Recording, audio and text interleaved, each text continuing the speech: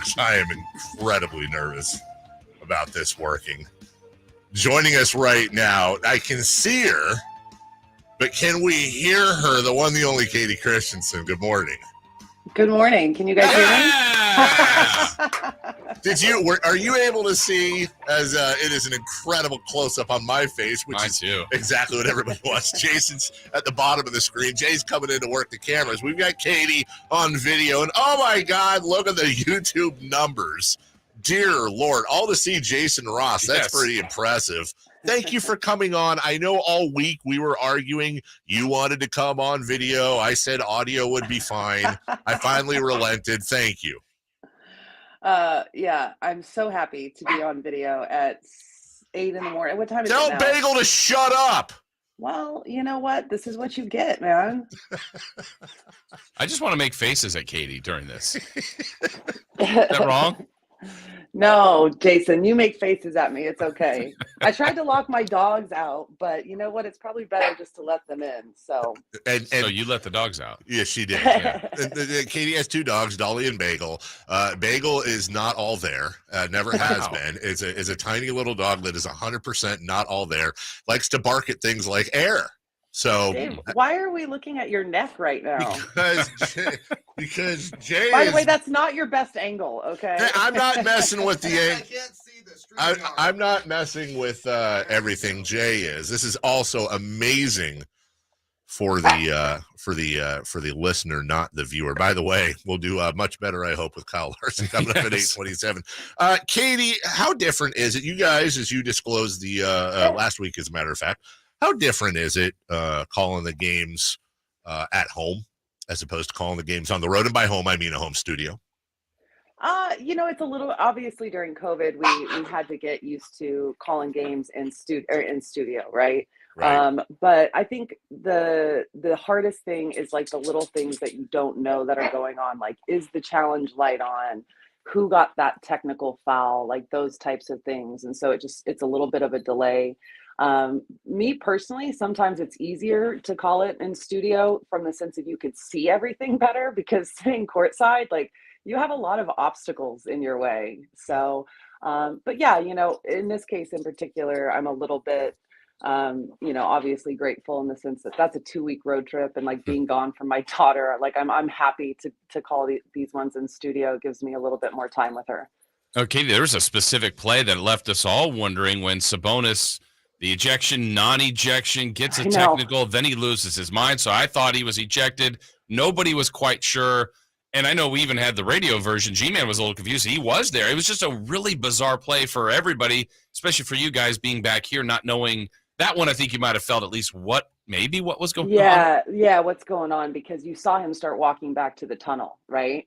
And kind of talking to the fans as he's walking in the tunnel. And I'll say this, Matthew Dellavedova is like the best player on that team in terms of seeing things start to develop and someone getting heated and like rushing out there to make sure that it doesn't escalate. And I think in that sense, he's responsible for Domas not getting ejected from the game. And it, in the end, I guess Domas just kind of went down the tunnel to cool off for a moment, but ended up fouling out anyway. So I was really impressed by the 5 guys that were on the floor in overtime.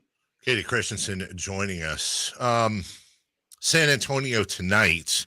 Jeremy Sochan, I'm sure you've been doing your prep now since 3 a.m. has been quite the revelation, especially over the last few games on both sides of the floor. He's really showing a lot of progress in his game, and they're a Greg Popovich team. The Kings have had their way with the Spurs so far this year, but what worries you about tonight's game from a Kings perspective?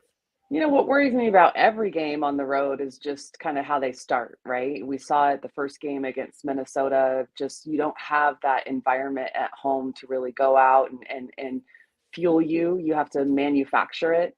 But I think the Kings have overall been really good on the road. When you consider, that they're third in the Western Conference, one of the best. Last time I checked, they had the best road record in the West. Yep.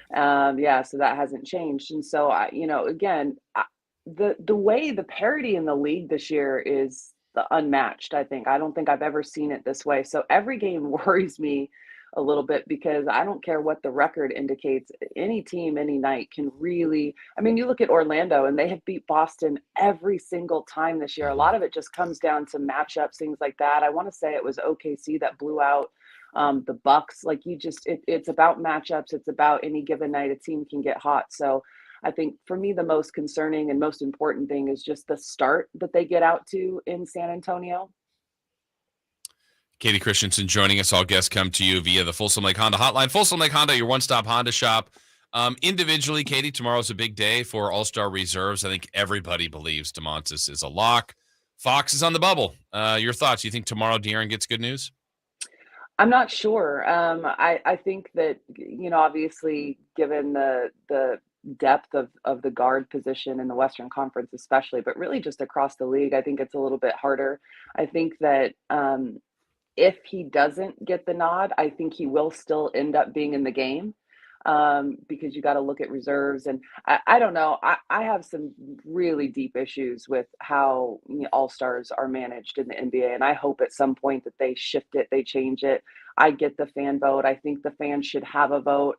But I think there should be some stipulations in place in terms of how many games have been played, those types of things. Like it's really frustrating to see somebody that's, sat out most of the year get an all-star nod. Like, I just don't agree with that. So hopefully it's going to end up being good news for both of them.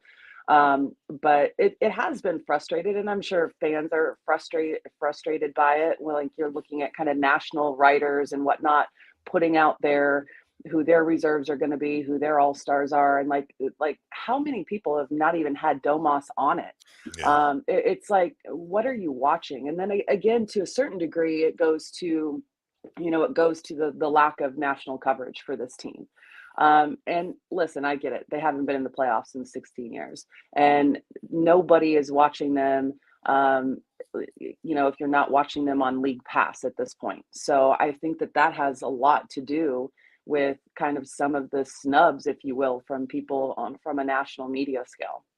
Kings color analyst Kayte Christensen joining us, audio and video for you YouTube subscribers, and we appreciate her for that. Kayte, I know you have Mike's number, same as me. On Monday, I sent him a text campaigning for De'Aaron Fox and Domas Sabonis. Have you done that yet? And will you sacrifice your journalistic integrity to try to get Coach Malone to give us a couple of spots? He likes you more than he likes me. I can tell you that much. I don't have Mike's number. Wow. Okay, I'll give it. I haven't been campaigning, but like I said, I was on a podcast the other day, and I just said, listen, every single coach that comes in, whether it's when we're on the road and we're going to their pregame press conference or here at Golden One Center, like, they're saying that De'Aaron and Domas are playing at all-star levels. I think there's a massive amount of respect around the league from coaches. And I think that there's going to potentially be a really good chance that De'Aaron does make it. And I think that it's because you have to look at everything involved, right? The turnaround, his fourth quarter play, clutch play, those types of things. And I think coaches realize that. And you see De'Aaron in the fourth quarter, he's said in the past, I can get anything I want. And my goodness, like, there's no stopping him. So I'm hoping that the coaches, kind of give him that nod, because they don't have an answer for him. And that's been something that they've had to, focus on and try and figure out all season long. So if and maybe when he gets in, I think you and Kyle and Mark and Slamson and Domas and De'Aaron should take credit for your commercials. Those had to be fun. Those had to be fun. They were fun. They were fun to do. Really weird to kind of be on the backside of that and seeing how they're done, right? Yeah. Like, we film a bunch of stuff. You do it multiple times, not for our part. Domas and De'Aaron hadn't been there. So you cut it all together, and then they're there at the end, and then we have to go through it again. But the fun part, honestly, was the one where we had to spray Domas with water. And the thing about that is they were not aware that was going to happen. And Domas is the most affable human being. He's like, sure, he's just very quiet, like, okay.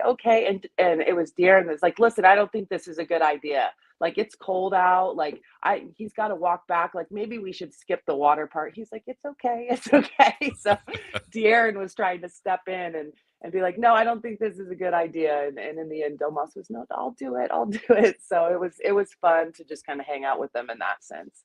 And I thought, listen, I'm no pro in this, but I've grown up watching TV, watching movies. I got to tell you, the part where you said, it's so crazy, it just might work, Katie. It got me. It got me right in the feels. Oh, award winning. I honest to God, if she ends up with an Oscar, I'm not going to be surprised.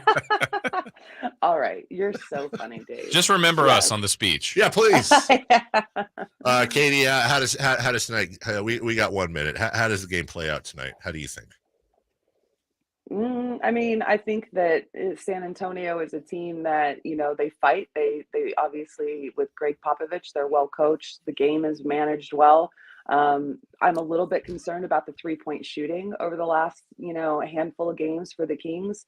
I'm hoping that they have a night where they kind of look more like themselves than they have the last few. So I think that's going to be a big difference. But San Antonio is a team that is struggling. I just want to see the team go in and take them seriously because they're getting better. They're learning. They're coached by a Hall of Famer, and you can't overlook anybody. So they should come out with a win. I hope they come out with a win. And it's kind of up to them completely, right? About limiting your errors, taking them seriously, how you shoot the three. So we'll see. By the way, Dave, that was a terrible question, but okay. Thank you. Well, I didn't. Lisa didn't say talk about.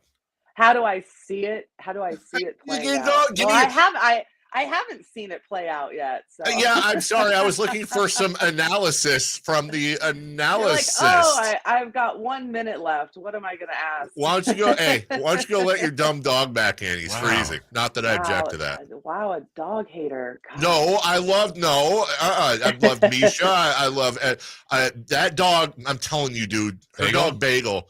Not a fan? Sucks. Wow. That dog. He just doesn't like you. So. He doesn't like anyone. Barks at the wind. Hey, Katie, you're the best. Okay, Oscar nominee. Thanks, Katie. King's color analyst, Kayte Christensen. Thank you so much. You take care. We'll see you tonight. Goodbye, guys. Yeah, goodbye. That is Kayte Christensen. We will take a break when we come back. Hey.